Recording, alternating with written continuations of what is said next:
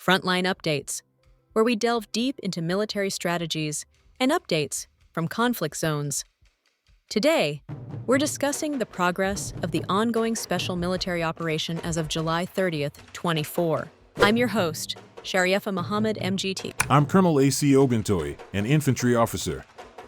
Destruction of military hardware and ammunition depots. Several high-value military assets were destroyed, including a U.S.-made HMMWV armored combat vehicle, a German-made 155mm Panzerhaubitze 2000, and multiple electronic warfare stations. Additionally, numerous Ukrainian ammunition depots were destroyed, potentially affecting their long-term resupply capabilities. Welcome to today's episode of Frontline Updates podcast. Today, we're joined by Colonel A.C. Oguntoye, who will provide insights into the latest developments from the special military operation as of July 30th, 24. Colonel, thank you for joining us today. Thank you for having me. I'm here to provide an update on our operations and answer any questions you might have. Let's start with the North Group of troops. Can you tell us about their recent engagements and the outcomes of those actions? Yes, the North Group has been very active, particularly in the Kharkov region.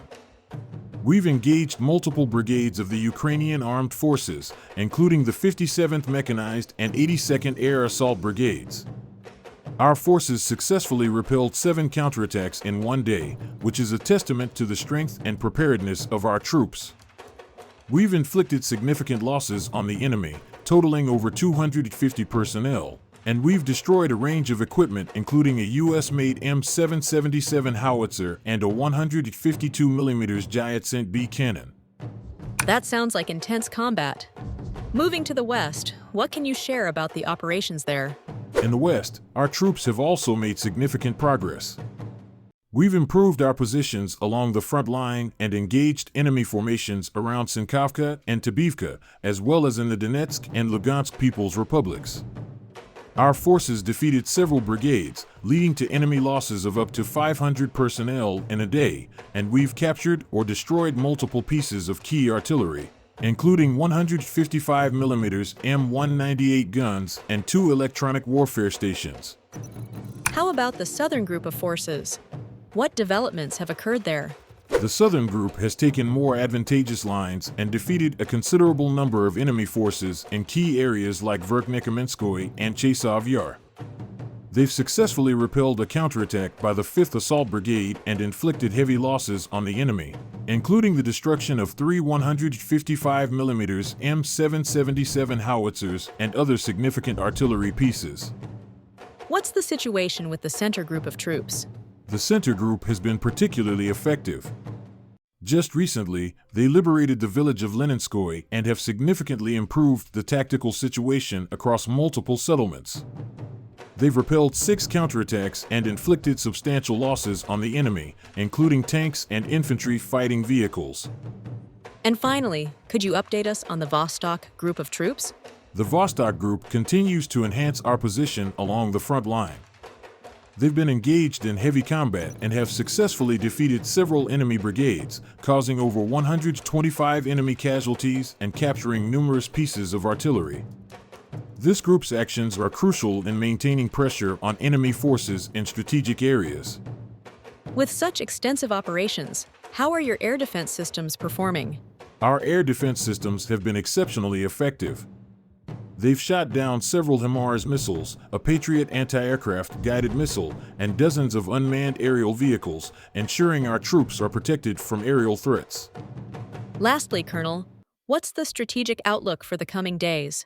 Well, in the morning, reports indicated that the armed forces of Ukraine were facing pressure in the Turetsky sector of the front.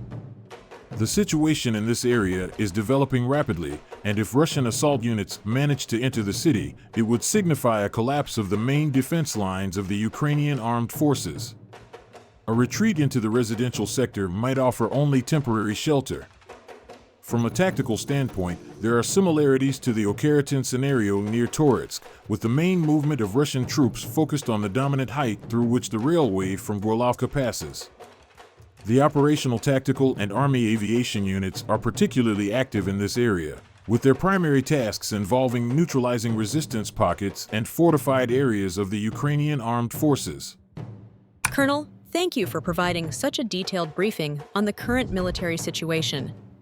Your insights are invaluable to our understanding of the conflict's dynamics.